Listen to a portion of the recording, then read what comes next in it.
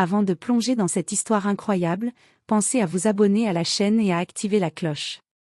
Ici, chaque récit a quelque chose à dire, et vous ne voudrez pas en manquer un seul.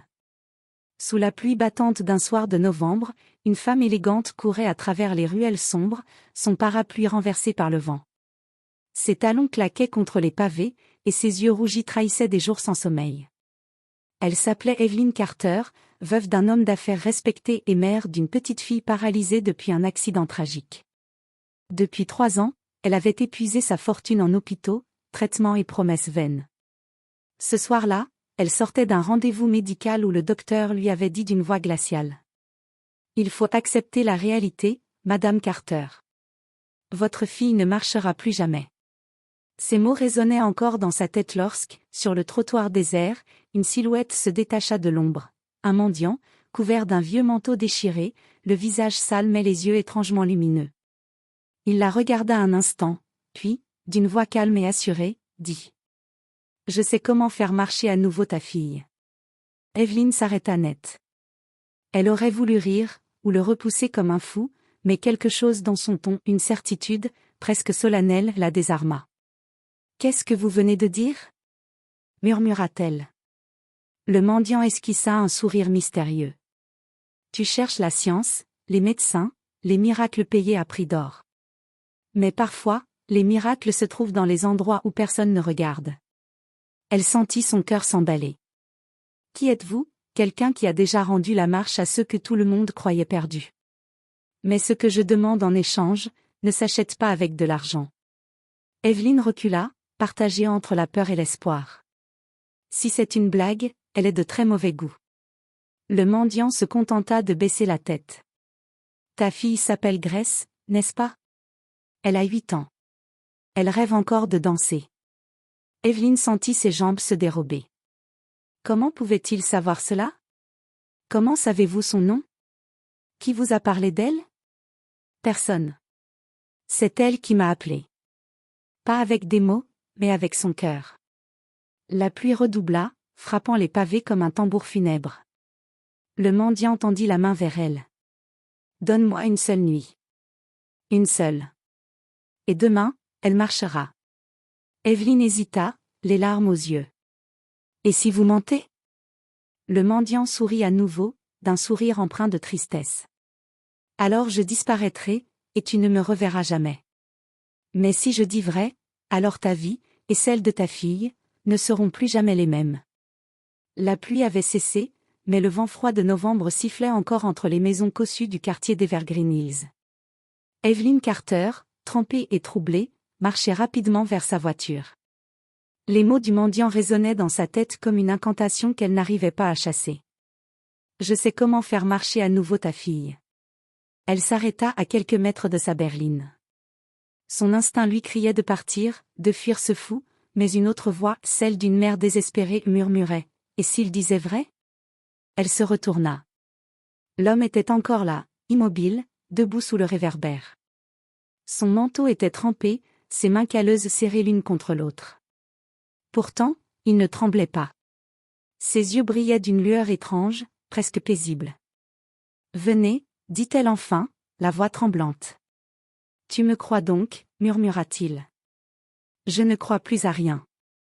Mais je n'ai plus rien à perdre. » Le trajet jusqu'à la maison se fit dans un silence presque religieux. Evelyn jetait parfois un regard discret vers lui, essayant de deviner qui il était. Malgré son apparence misérable, ses gestes étaient mesurés, presque nobles. Il regardait le paysage défiler comme s'il observait un monde qu'il connaissait déjà. « Comment vous appelez-vous » demanda-t-elle enfin. « On m'appelle Ellie. »« C'est un prénom biblique, non ?» Il esquissa un sourire. « C'est un vieux nom. Il veut dire « celui qui élève ». La maison des Carter se dressait sur une colline, isolée et silencieuse. Les volets fermés, la grande allée vide. À l'intérieur, une atmosphère froide, presque suspendue dans le temps. Evelyn posa son manteau, tandis qu'Ellie restait sur le seuil, comme s'il craignait de profaner l'endroit. « Entrez, » dit-elle doucement.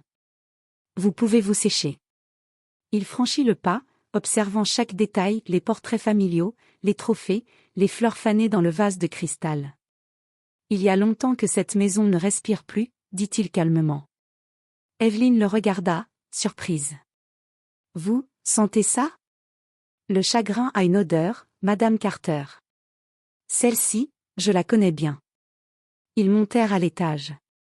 Dans une chambre au mur rose pâle, la petite Grace dormait profondément, sa jambe gauche recouverte d'une attelle. Sur la table de nuit, un ours en peluche au ruban bleu semblait veiller sur elle. Ellie s'approcha sans bruit, posa sa main sur le lit, ferma les yeux. Un long silence suivit. Evelyne, debout près de la porte, n'osait plus respirer. Puis il rouvrit les yeux. Elle n'a pas perdu la foi, murmura-t-il. C'est ce qui la sauvera. Point. Vous parlez comme un prêtre, dit Evelyne, les bras croisés. Non. Comme quelqu'un qui a vu des miracles et des malédictions. Il se tourna vers elle. Cette nuit, il faudra du courage. Si vous m'arrêtez, tout sera perdu. Point. Du courage? Pourquoi?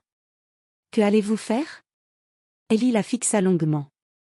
Ce n'est pas moi qui vais la guérir, Madame Carter. C'est elle. Moi, je ne ferai qu'ouvrir la porte. Evelyne sentit un frisson la parcourir. Tout en elle hésitait entre la peur et la foi. Mais lorsqu'elle regarda une dernière fois sa fille endormie, son visage paisible sous la lumière tamisée, elle sut qu'elle irait jusqu'au bout. Très bien, dit-elle d'une voix presque brisée. Que devons-nous faire? Ellie sourit, pour la première fois. À minuit, nous commencerons. Mais d'ici là, priez. Pas pour un miracle. Pour la force d'y croire. La maison dormait. Seule une horloge au rez-de-chaussée battait le temps, lente et implacable, rappelant à Evelyne que chaque seconde la rapprochait de minuit. Elle tournait en rond dans le salon, incapable de s'asseoir, incapable de fuir. Dans la chambre de sa fille, Ellie se tenait debout, immobile, les yeux fermés. Il n'avait presque pas parlé depuis son arrivée. Il semblait attendre quelque chose, une présence, un signal invisible. Quand les aiguilles marquèrent minuit pile, un courant d'air traversa la maison, faisant frémir les rideaux et vaciller les bougies. Evelyne sursauta. Qu'est-ce que c'était? Demanda-t-elle d'une voix tremblante. Ellie ne répondit pas. Il se pencha vers Grace, posa ses mains au-dessus de ses jambes immobiles et murmura quelques mots dans une langue qu'Evelyne n'avait jamais entendue. C'était doux, ancien, presque musical. Un parfum étrange se répandit dans la pièce, un mélange d'encens, de pluie et de terre humide. Evelyne sentit une chaleur l'envahir, comme si l'air lui-même vibrait. « Que faites-vous » chuchota-t-elle. « J'appelle la mémoire du corps » répondit Ellie sans ouvrir les yeux. Le souvenir du mouvement. Chaque être humain l'a en lui, même quand la chair l'oublie. Grace remua légèrement. Ses doigts tremblèrent, à peine, mais Evelyne le vit. « Mon Dieu, elle a bougé, ne parlez pas » dit doucement Ellie. Cela pourrait la rompre. Ses mains se déplacèrent lentement, effleurant l'air au-dessus du corps de l'enfant. La chaleur s'intensifia. Evelyne sentit ses larmes monter, un mélange de peur et d'espoir. Soudain, Grace poussa un léger gémissement. Ses paupières battirent. « Maman !» La voix était faible, mais réelle. Evelyne tomba à genoux, les mains tremblantes. « Je suis là, ma chérie, je suis là. » Ellie rouvrit enfin les yeux. Un souffle de fatigue passa sur son visage. Ne la réveillez pas encore. Le corps lutta entre deux mondes. Il posa une dernière fois sa main sur le cœur de la fillette, qui se calma aussitôt.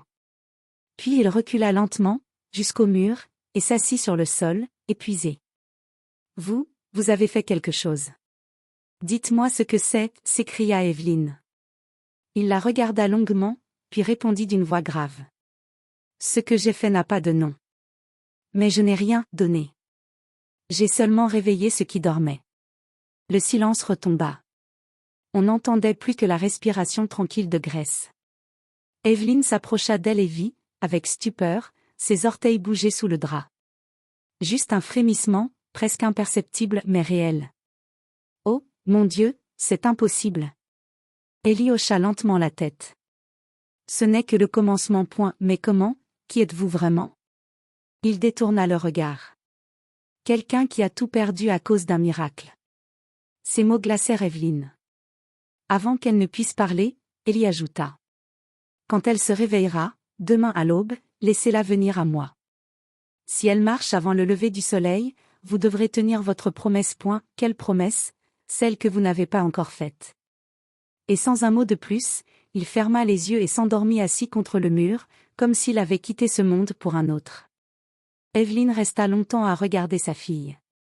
À chaque respiration, à chaque mouvement léger sous les draps, elle sentait renaître une flamme qu'elle croyait éteinte depuis 3 ans, l'espoir. Mais au fond de son cœur, une inquiétude sourde grandissait. Qui était vraiment cet homme venu de nulle part? Et quel prix faudrait-il payer pour ce miracle? L'aube se leva lentement sur la colline d'Evergreen Hills, enveloppant la maison Carter d'une lumière pâle et dorée. Le silence était presque sacré. Evelyne s'était assoupie au bord du lit de sa fille, le visage marqué par l'attente et la peur. Un léger bruit la réveilla. Ce n'était pas un rêve. C'était le grincement du bois, celui du plancher, sous un pas. Evelyne se redressa brusquement. Grace n'était plus couchée. La fillette, encore en chemise de nuit, se tenait debout près de la fenêtre. Ses jambes tremblaient, mais elle la portait. Grace, balbutia Evelyne, les larmes déjà aux yeux. La petite tourna la tête, les yeux brillants d'un éclat nouveau. Maman, regarde, je tiens debout. Evelyne porta les mains à sa bouche, suffoquant de joie et d'incrédulité. Elle tomba à genoux, les bras tendus vers sa fille. Mon amour, mon Dieu, c'est impossible. Grace fit un pas. Puis un autre. Chacun semblait une victoire contre la gravité, contre la douleur, contre les lois du monde. Et quand elle atteignit les bras de sa mère, toutes deux s'effondrèrent dans une étreinte où se mêlaient rire et sanglots. C'est un rêve? Demanda Grace en tremblant. Non, mon ange, c'est un miracle. Élie se tenait dans l'embrasure de la porte, silencieux. Ses yeux étaient fatigués, mais un sourire paisible illuminait son visage. Je vous l'avais dit. Le corps se souvient. Evelyne se leva précipitamment. Vous avez fait l'impossible. Comment vous remercier? Que puis-je faire pour vous? Élie secoua lentement la tête. Je n'ai rien fait que réveiller ceux qui dormaient. Mais n'oubliez jamais, les miracles exigent un équilibre. Quand la lumière revient, l'ombre réclame son dû. Evelyne fronça les sourcils. Que voulez-vous dire? Rien n'est jamais donné sans raison, Madame Carter. Vous devez maintenant choisir ce que vous êtes prête à sacrifier pour que ce miracle demeure. Elle resta interdite. Sacrifier? Je donnerai n'importe quoi pour ma fille. Élie baissa les yeux, une ombre traversant son visage. N'importe quoi. Ce sont souvent les mots qui changent un destin. Grace, insouciante, marchait dans la chambre, riant, tournoyant, retrouvant une liberté perdue depuis 3 ans. Evelyne pleurait de bonheur en la regardant. Mais plus elle observait Élie, plus quelque chose l'inquiétait, sa peau semblait pâlir, ses mains tremblaient légèrement. Élie, vous allez bien? Demanda-t-elle. Le corps se vide quand il transmet la vie, murmura-t-il. C'est le prix. Il chancela. Evelyne accourut pour le soutenir, mais il leva la main. Ne me touchez pas. Pas encore. Ses yeux croisèrent ceux de Grace, et il esquissa un sourire fragile. Continue de marcher, petite. Marche jusqu'à ce que le soleil te chauffe le visage. Alors, ce sera fait. Quelques minutes plus tard, Grace descendit lentement l'escalier, chaque pas plus sûr que le précédent. Evelyne suivait derrière elle, les larmes ruisselant sur ses joues. Lorsque la fillette poussa la porte d'entrée, la lumière du matin l'inonda. Elle posa un pied sur l'herbe encore humide de rosée. Puis un autre. Et alors qu'elle levait le visage vers le soleil, Élie s'effondra à l'étage, son corps inerte frappant le sol. Evelyne cria son nom, courut vers lui, le secoua, paniquée. Mais ses yeux étaient fermés, et un sourire paisible demeurait figé sur ses lèvres. Sur le parquet, juste à côté de lui, se dessinait une empreinte humide, celle d'un pied d'enfant, mais Evelyne n'avait aucune idée d'où elle venait. Grace, dehors, brillait sous le soleil. Elle marchait, dansait, vivait. Sans savoir que quelque chose, ou quelqu'un, venait de s'éteindre pour que ses jambes retrouvent la lumière. Le corps d'Élie reposait sur le sol du couloir, paisible, presque endormi. Evelyne, agenouillée près de lui, secouait ses épaules sans succès. Son souffle s'était arrêté, mais son visage ne montrait ni douleur ni peur, seulement une étrange sérénité. Les ambulanciers arrivèrent quelques minutes plus tard. Ils constatèrent le décès sans pouvoir expliquer la cause. Pas de blessure, pas de crise cardiaque apparente. Son cœur s'était simplement arrêté. Mais ce qui troubla le plus Evelyne, c'est que son corps n'était pas froid. Il semblait encore tiède, comme si une partie de lui refusait de quitter ce monde. « Vous le connaissiez, madame ?» demanda l'un des agents. « Je ne sais pas », répondit-elle d'une voix tremblante. « Je ne sais même pas qui il était. » Après leur départ, la maison retrouva un silence étrange. Grace dormait à nouveau, épuisée par l'émotion de sa guérison. Evelyne descendit au salon, tenant dans ses mains un objet que les ambulanciers avaient trouvé dans la poche d'Ellie, une photo ancienne, pliée en deux. Elle la déplia lentement. Sur l'image, un homme jeune, Ellie, mais bien plus jeune, posait à côté d'une femme souriante et d'une petite fille aux boucles dorées. Au dos, une inscription à moitié effacée. « À ma fille, Grace. Toujours. » Evelyne sentit son cœur s'arrêter. Le même prénom. La même écriture que sur les étiquettes du vieil hôpital où sa propre fille était née. Elle monta en courant au grenier, où étaient entreposés les anciens dossiers médicaux et papiers de famille. Parmi les cartons, elle retrouva le certificat d'admission de sa fille à la naissance. Et là, dans la marge, une note écrite à la main par un médecin de l'époque. Donneur du sang compatible, Ellie Matthews. Un don de sang, effectué dans l'urgence, 3 jours après l'accouchement. Sans lui, la petite Grace n'aurait pas survécu à une infection rare. Evelyne chancela, les doigts tremblants. Ce mendiant, cet homme venu de nulle part. Était-ce le même Ellie? À la tombée de la nuit, elle entra dans la chambre de Grace. La fillette était éveillée, souriante, dessinant sur un carnet. « Maman, regarde. C'est l'homme d'hier. » Evelyne s'approcha. Sur la feuille, Grace avait dessiné un homme grand, avec une lumière autour de lui. « Il m'a parlé, cette nuit, dans mon rêve. »« Vraiment? Et, que t'a-t-il dit, mon amour ?» Grace leva les yeux, son visage illuminé par une innocence désarmante. « Il a dit, je ne suis jamais parti. Quand tu marcheras, c'est moi qui marcherai avec toi. » Evelyne sentit ses larmes couler silencieusement. Elle s'assit près de sa fille et la serra contre elle, le cœur bouleversé. Plus tard, seule dans le salon, elle contempla la photo retrouvée. Sous la lumière tamisée, elle aperçut quelque chose qu'elle n'avait pas remarqué, un symbole discret gravé dans le coin inférieur, une aile d'ange tracée à la main. Elle comprit alors. Ellie n'était pas un simple mendiant. C'était celui qui avait déjà sauvé Grace autrefois, revenu quand la vie lui avait tourné le dos. Pas un miracle, mais un rappel. Une dette ancienne, enfin honorée. Evelyne sortit sur le perron, leva les yeux vers le ciel étoilé et murmura. « Merci, Ellie. Où que tu sois, merci. » Un souffle chaud effleura sa joue, comme une brise d'été au cœur de novembre. Et dans le jardin, sous la clarté de la lune, une empreinte de pas apparut sur la pelouse humide, juste une, tournée vers la maison. Les jours qui suivirent la mort d'Ellie furent étranges, suspendus entre bonheur et mystère.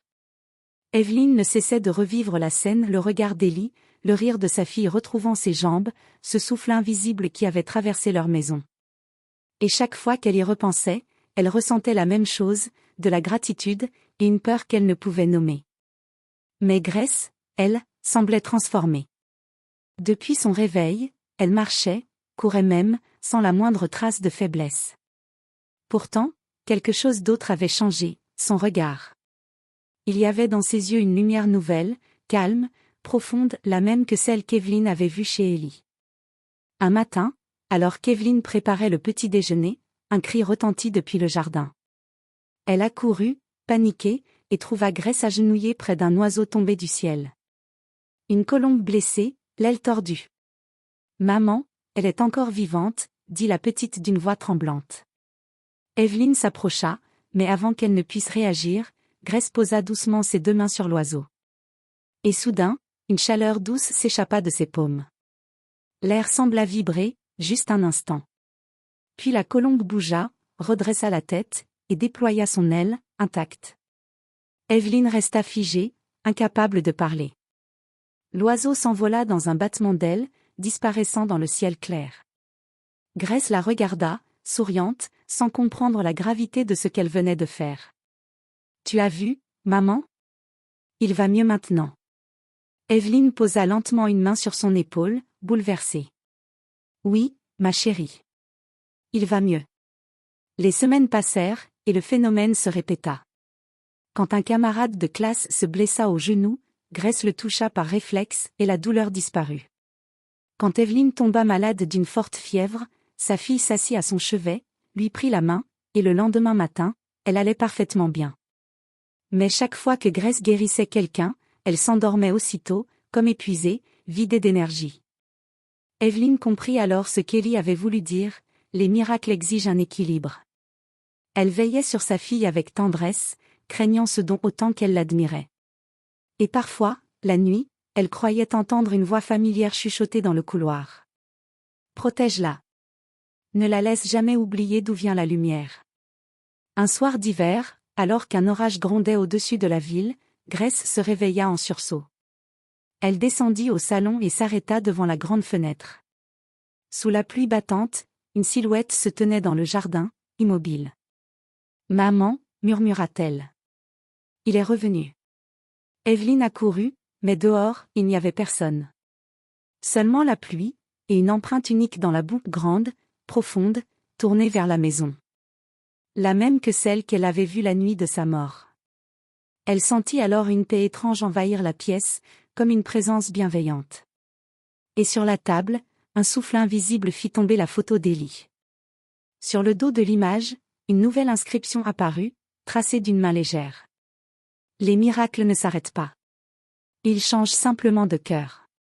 Evelyne prit sa fille dans ses bras, serrant contre elle ce petit être désormais porteur d'une lumière qu'aucune science ne pourrait expliquer. Et dehors, dans le vent, on aurait juré entendre une voix murmurer. « Marche, Grace. Et n'oublie jamais, je marche avec toi. »